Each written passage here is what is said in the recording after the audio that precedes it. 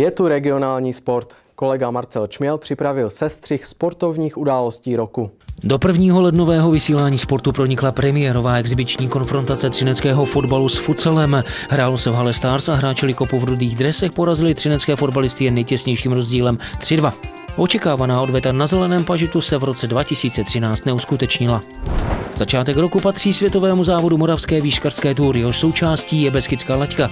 21. ročník přepisoval světové tabulky. Vycházející atletická hvězda Alessia Trostová z Itálie využila elektrizující atmosféru v hale Vitality Slezsko ve Vendrini. V závodu několikrát přepisovala osobní maxima i nejlepší výkony začátku roku. Zvítězila neuvěřitelným výkonem rovné 2 metry před bulharskou legendou Venevovou a bronzovými Emou Grant Regárovou a Olenou Kološovou z Ukrajiny.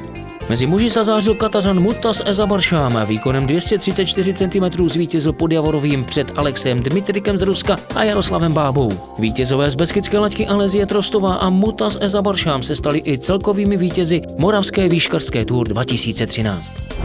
V únoru se na Javorový vrch vrátil po krátké odmlce skialpinistický závod. Tentokrát se jednalo o pohár Javorového Ústy.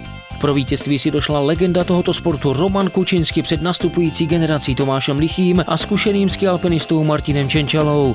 Mezi ženami si prvenství v novém závodu vybojovala Jana Byčánková. V březnu se naplno rozhořely extraligové boje play-off. Oceláři Třinec pod vedením Josefa Turka šli do vyřazovacích bojů ze 4. místa a navíc velmi stylově jako agenti s povolením střílet.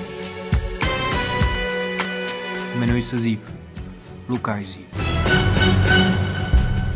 Ve čtvrtfinále označovaném jako předčasné finále porazili Spartu Praha 4-3 na zápasy. V této sérii se jako klíčová ukázala výhoda domácího prostředí, když v rozhodujícím 7. duelu Třinec ve Verkaréně porazil Spartu 5-0.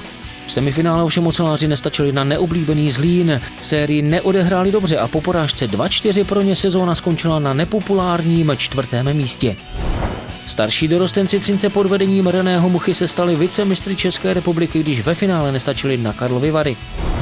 42. ročník Velké ceny Třince v řecko-římském zápasu nabídl nově soutěž seniorů. Z třineckých mužů se nejvíce dařilo Pavlu Povadovi. Ten jako čerstvý republikový mistr obhajoval pozici nejlepšího muže do 74 kg na domácí Žíněnce a úspěšně ve finále porazil parťáka z reprezentace Karla Hanáka.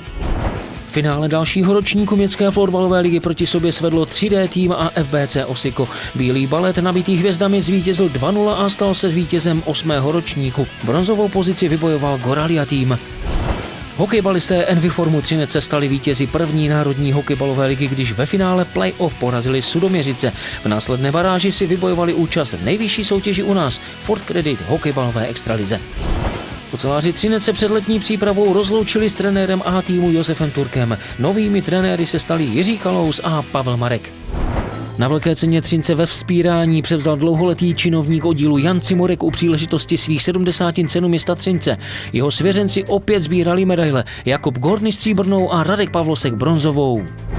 V květnu přijela do Vitality Slezsko ve Vendrini zkontrolovat činnost tréninkového střediska mládeže legenda českého a světového tenisu Jiří Novák.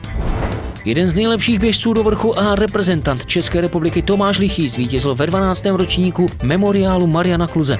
V letošním roce vyběhl na Javorový v novém rekordním čase 17 minut a 16 vteřin.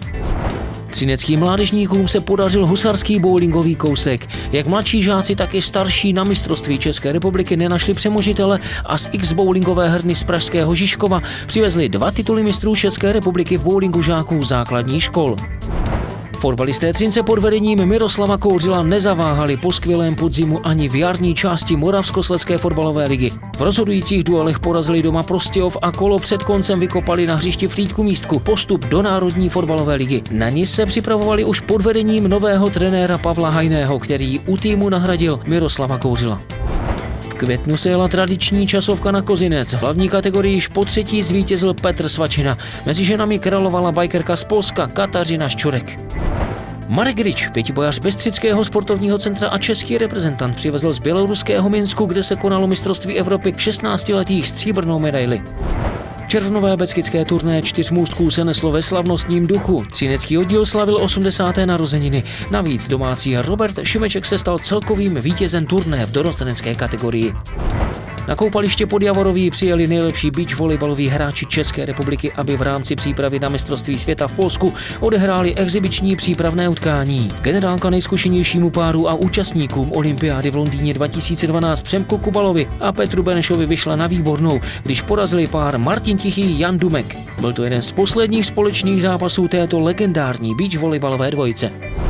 Fotbalisté Třince pod vedením kouče Pavla Hajného v srpnu vstoupili do Národní fotbalové ligy. V podzimní části se nedařilo podle představ a trenér Hajný u týmu na konci října skončil.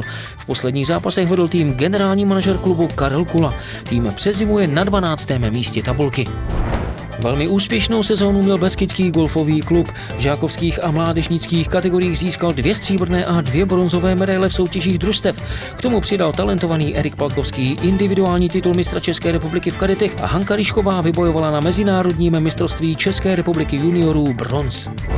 V pátek 13. září vstoupili oceláři Třinec do nové sezóny zahajovacím duelem s libereckými Tygry. I přes porážku v úvodním utkání se téměř po celou první polovinu základní části pohybovali na špici extraligové tabulky. Prosincová herní krize je před Vánocem je ovšem poslala o kousek níže na 7. místo. Hokejový chleba se bude lámat v novém roce v lednových zápasech. V září se hrálo v Ropici klubové mistrovství na rány. Mistry klubu se pro letošní rok stali Hanka Ryšková a Jakub Mikulík. Třinecký bikrosový oddíl uspořádal na podzim poslední 2 kola Moravskoslezské bikrosové ligy.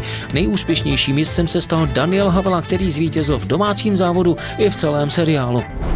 Hokejbalisté Enviformu Třinec během podzimní části Ford Credit hokejbalové extraligy hráli jako nováček se všemi týmy vyrovnané partie. V 15 odehraných kolech základní části nazbírali 16 bodů a přezimují těsně za branami postupové 8, o kterou se v jarní části pokusí. Startují 1. března doma s Pentou Most. Florbalový tým FBC Osikov vstoupil do nejnižší florbalové soutěže u nás, ve které by se nechtěl zdržet déle než 1 rok. Podle toho i vypadá tabulka, ve které je Osikov první a hraje na postupové vlně. Staří hokejoví páni Třince připravili v listopadu 1. ročník memoriálu Romana Činčaly. Old Boys Třinec se na tento turnaj pečlivě připravili a tak nikoho nepřekvapí, že premiérový titul získali před Vítkovicemi a Karvinou. Mezinárodní fotbalový turnaj o pohár základní organizace odborového svazu Kovot Třineckých železáren opět přilákal letos do Třince silnou hutnickou konkurenci. Domácí tým Třineckých železáren si v turnaji vedl na výbornou. Jeho výkon postupně gradoval až ke zlaté medaili. Třinecký oddíl judo při DDM Třinec zažíval v roce 2013 snad nejlepší sezónu v historii klubu. Vyjádřeno čísly na turnajích judisté Třince nazbírali neuvěřitelných 119 medailí, z toho 40 zlatých, 42 stříbrných a 37 bronzových. Mistryněmi České republiky se staly nejúspěšnější členka oddílu Adéla Šařicová, která sbírala i mezinárodní úspěchy a stala se členkou nejsilnější reprezentační skupiny. Zuzana Janíčková a Helena Šokalová vybojovali mistrovské tituly v kategorii starších žaček. 1. prosince odehráli oceláři utkání s charitativním live motivem pro organizaci Andra. V utkání s Vítkovicemi prohráli, ovšem nadílka plišáků po úvodní brance Martina Růžičky stála za to. V prosinci se také hrál ve Vendrini tenisový turnaj světové série ITF Vitality Trophy 2013 s dotací 15 000 amerických dolarů. Vítězkou turnaje se stala nenasazená Ruska Jekatěrina Alexandrovová, která ve finále porazila turnajovou dvojku českou hráčku Kateřinu Vaňkovou. V samotném závěru roku to před trysí opět stejně jako loni rozbalili vyznavači freeskинgu a snowboardingu. Na trošce přírodního sněhu a žulových kostkách se bavila velmi početná skupina příznivců adrenalinového lyžování.